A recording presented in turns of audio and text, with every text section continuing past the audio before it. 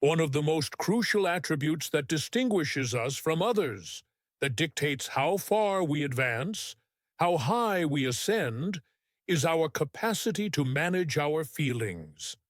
Now, it's simple to discuss managing feelings when everything is proceeding smoothly, when life flows effortlessly, when plans align perfectly, when the sun shines brightly, and you're enjoying a splendid day. Well, certainly, it's effortless to remain calm, to stay composed in those moments.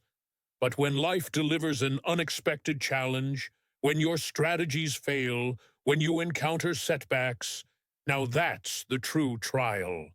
I've experienced those moments myself. I know the sting of things going awry, the weight of frustration, the burden of obstacles that seem insurmountable. I've been in circumstances where I was tempted to yield to those negative feelings, anger, anxiety, apprehension. But I'm telling you, surrendering to those feelings will only distance you further from your aspirations. It will obscure your judgment, drain your vitality, and prevent you from making clear, reasoned decisions. The challenge in life isn't that feelings arise. The challenge is what we do when they emerge. How do we react? Because feelings, if you're not vigilant, can resemble a tempest. And when the storm surges through, if you're not anchored, it can sweep you off your course. How many times have you found yourself in a situation where your feelings overpowered you, where you responded too hastily, uttered something you later regretted, made a choice that wasn't optimal because you allowed your feelings to dominate? It happens to all of us. But the key is learning to improve at navigating those instances. It starts with mindfulness. You have to be mindful of what's transpiring within you. You can't manage what you don't recognize.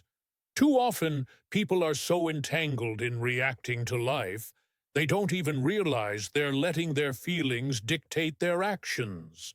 They're distressed, they're furious, they're apprehensive, and they simply react. They're like a marionette, tugged by the threads of their feelings. But I am here to tell you today, you can sever those threads. You don't have to be governed by what you sense in the moment.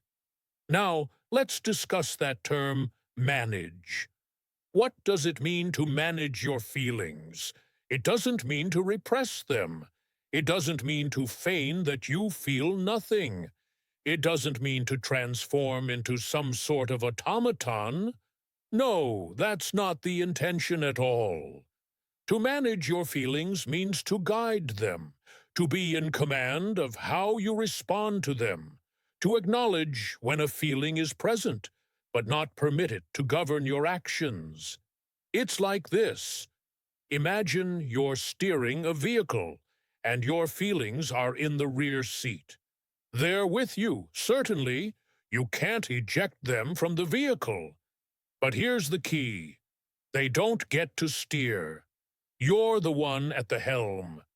They might create some commotion back there. They might attempt to capture your focus. But ultimately, you determine where the vehicle travels. You decide how swiftly or slowly you proceed, and you decide when to turn. That's what it means to manage your feelings. Now, some feelings are more formidable than others, aren't they? Anxiety is a significant one.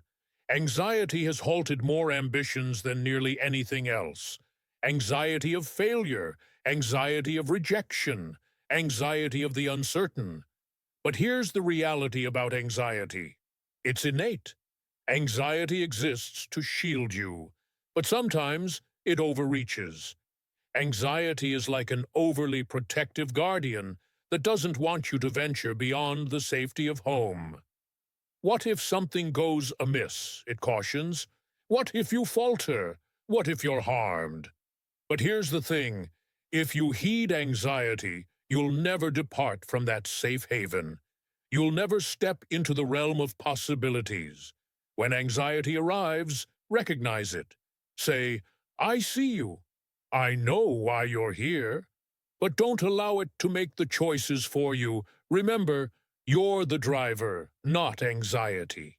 Anxiety can ride along, but it doesn't get to navigate. Another formidable feeling is anger. How many times have we let anger overpower us? How many relationships have been strained?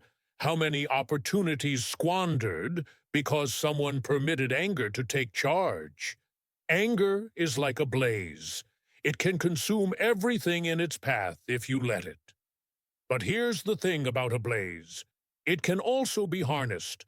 It can be utilized for positive ends. Anger, if managed, can ignite transformation. It can propel you to advocate for what's just, to defend yourself or others. But uncontrolled anger is ruinous. You've got to learn to pause.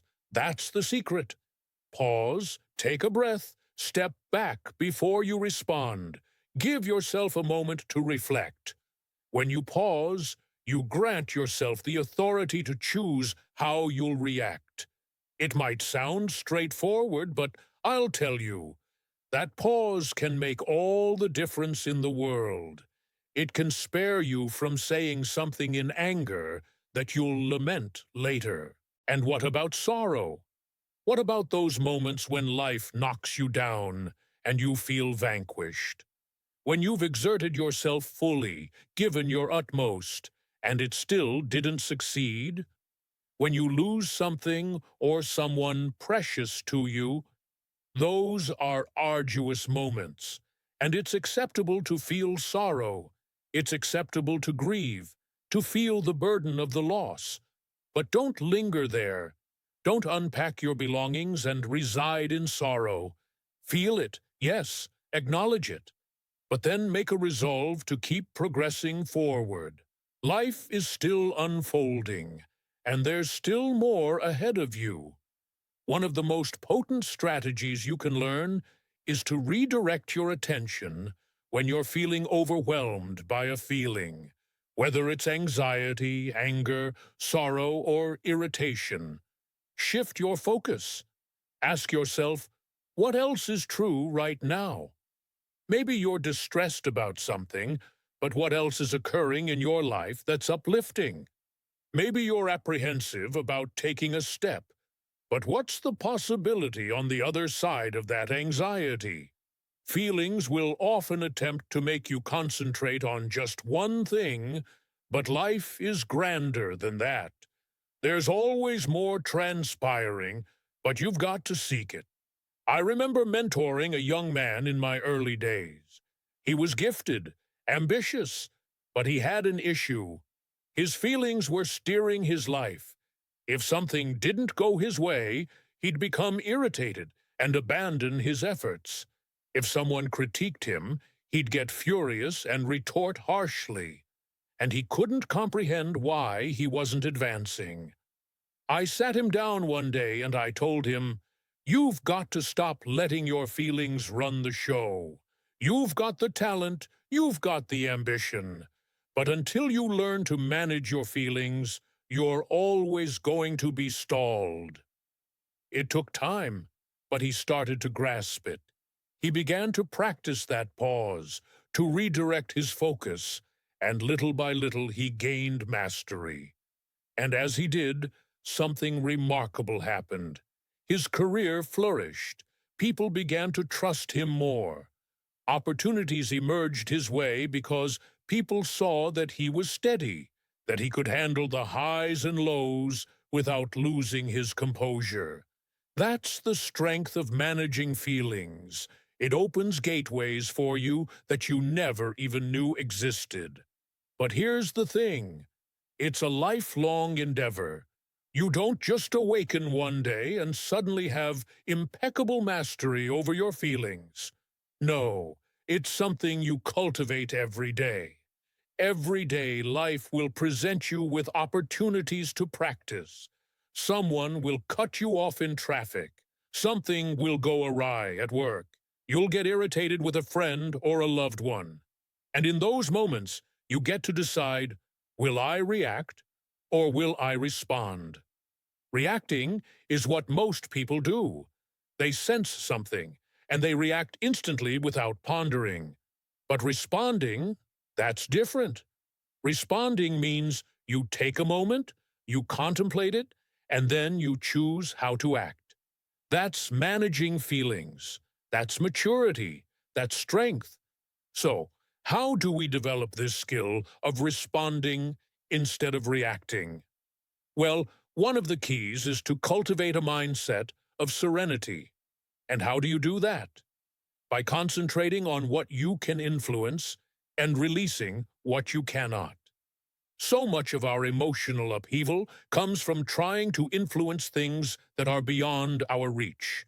Other people, circumstances, the economy, the weather. But the truth is, the only thing you truly have mastery over is yourself, your thoughts, your actions, your responses. So, when you find yourself getting agitated about something, ask yourself, is this something I can influence? If the answer is no, then let it go. Focus your vitality on what you can do and let the rest be. Your feelings are potent, but you are more potent. You are the one in command. You get to decide how you respond to life, how you navigate the challenges that come your way. And when you learn to manage your feelings, you'll find that life becomes so much more navigable. You'll have more vitality, more clarity, and more tranquility. And that's a life worth embracing.